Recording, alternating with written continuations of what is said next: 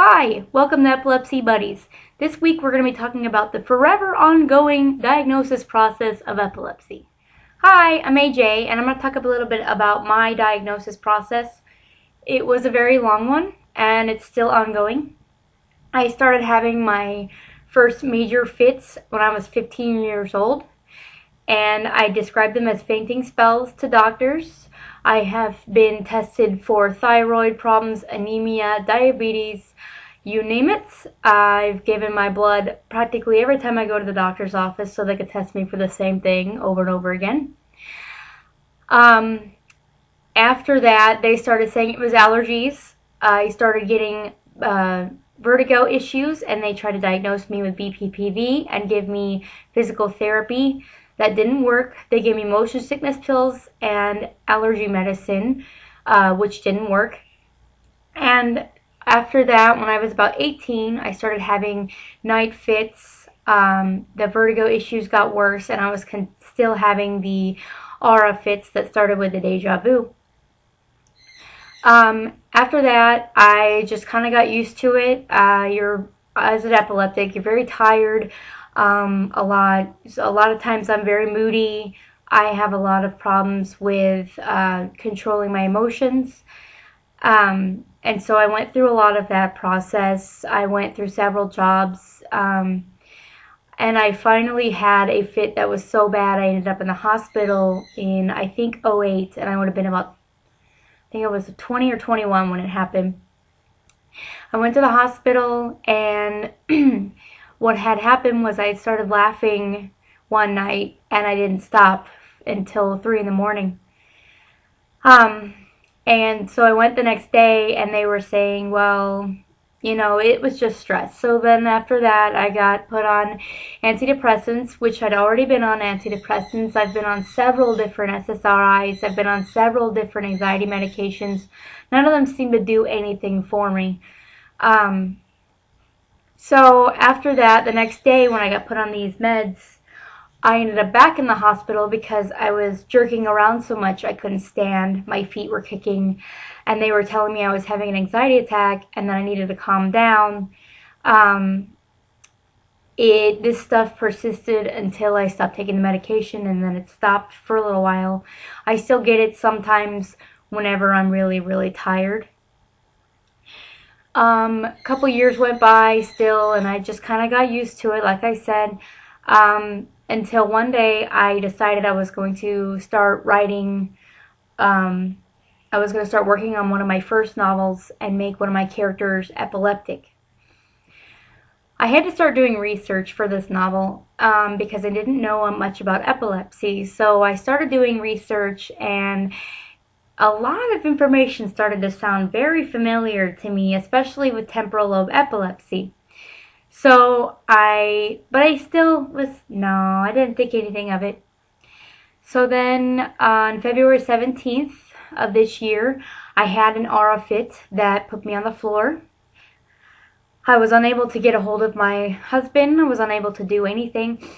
And it was pretty like the standard aura fits. I just hadn't had one in so long. So I decided I would set up a doctor's appointment. I was having the night fits still, and every time I'd wake up, I would think, I really think these are seizures. And so I decided to set up the doctor's appointment. I found out that epilepsy actually runs in my family, and I got a lot of information from my aunt who has epilepsy, or has had epilepsy. And after that, I ended up at the doctor, and she actually gave me the benefit of the doubt this time and said, we'll see if you have seizures. So basically after that, I had EEGs. I had one EEG that showed 2 seizures in my right temporal lobe, and that they had signs of generalizing. They were complex partial seizures.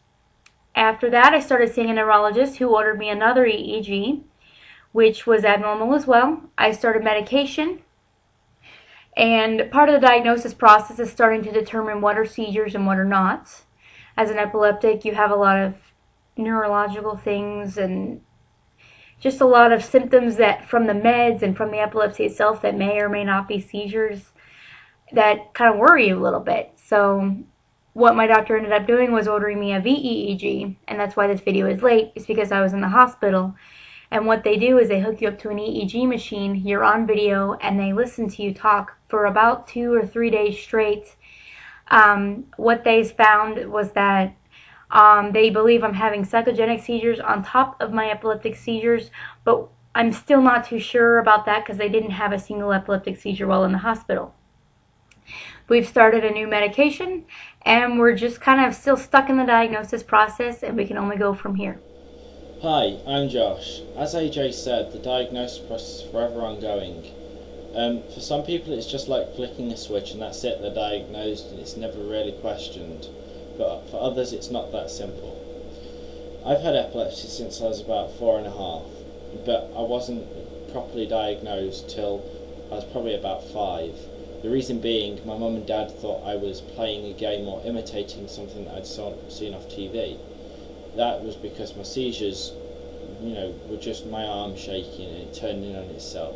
And I could still see, I could still talk, I could still walk, I could still hear, but I couldn't write because I was right-handed. After a few months of that happening, my parents took me to the doctors, and the doctors referred me to the hospital to see a paediatric doctor who did some scans, MRI scans and EEG, and diagnosed with temporal lobe epilepsy and put me on a drug called Tegretol. I was on that drug for a couple of years, and I moved towns at the age of 11, and I saw another doctor, but the same type of doctor, a paediatric doctor, who didn't actually know as much about epilepsy as the other one did. And she took me off of the Tegretol and put me on another drug, which I can't remember the name of, and that didn't work. And the next 3 drugs we tried didn't work. But the last drug we tried was something called oxcarbazepine, and that's what I'm currently on now as a secondary drug.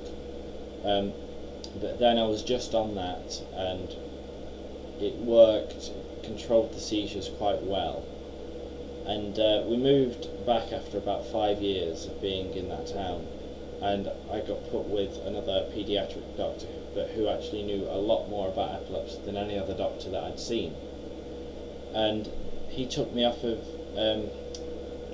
the other drug that she'd put me on, and left me on oxcarbazepine and put me on a new drug.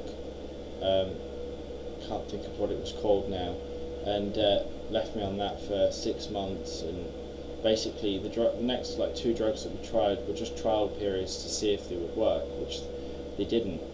The final drug that he put me on was something called lamotrigine, which is what I'm on now. And that has worked, and that coincides with the oxcarbazepine, and that works pretty well together, and the ratio of that, the lamotrigine and oxcarbazepine, is lowering my seizures dramatically. But in 2006, I think it was, they did an EEG that showed up bifrontal sharp waves, and that diagnosis gave me the frontal lobe epilepsy diagnosis that I have today.